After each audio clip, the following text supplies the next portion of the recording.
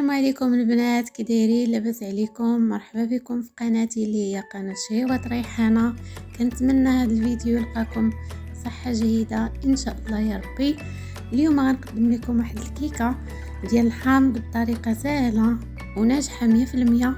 فتابعوا معايا الفيديو الى الاخير وباش تشوفوا معايا طريقه التحضير. وإلا عجبكم الفيديو ديروا لايك باش ديما يوصلكم الجديد.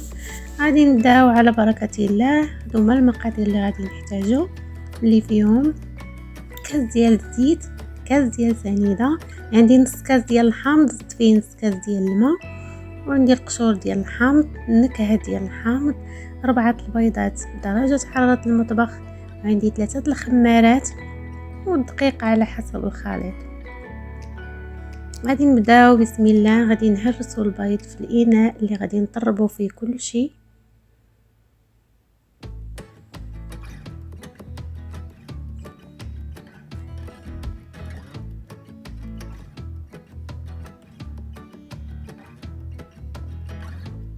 غادي نضيف سنيده على البيض وغادي نخدمهم مزيان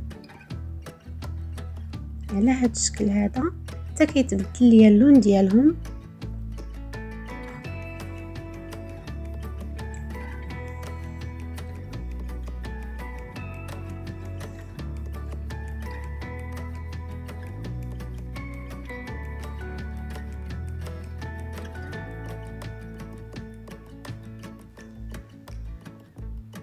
نتوما شفتوا من بعد ما خدمت البيض والسنيده مزيان، غادي نزيد الزيت ونخليه يطرب خدام.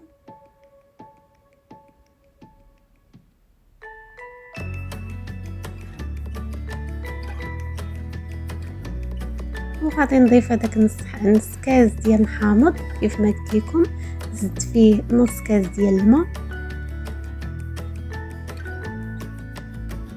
غنبدا نضيفه بالتدريج شويه بشويه.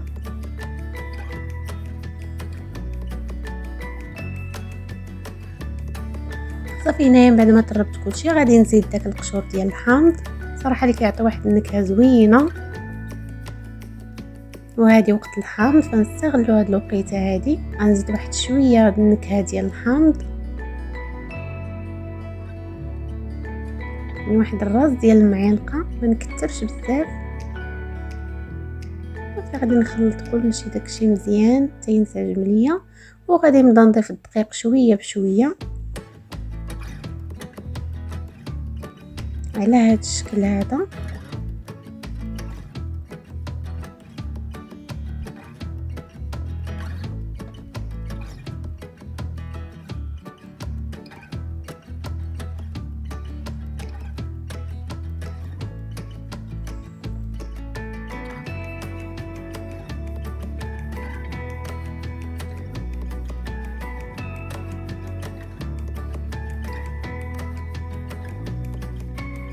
المهم انا من بعد ما ضفت الدقيق وضفت الخميره صراحه تحدف ليا ديك اللقطه، جبت واحد اللاطه اللي دهنتها بالزبده وغادي نخوي فيها الكيكه ديالي باش ندخلها للفران اللي ما سخنتوش من قبل.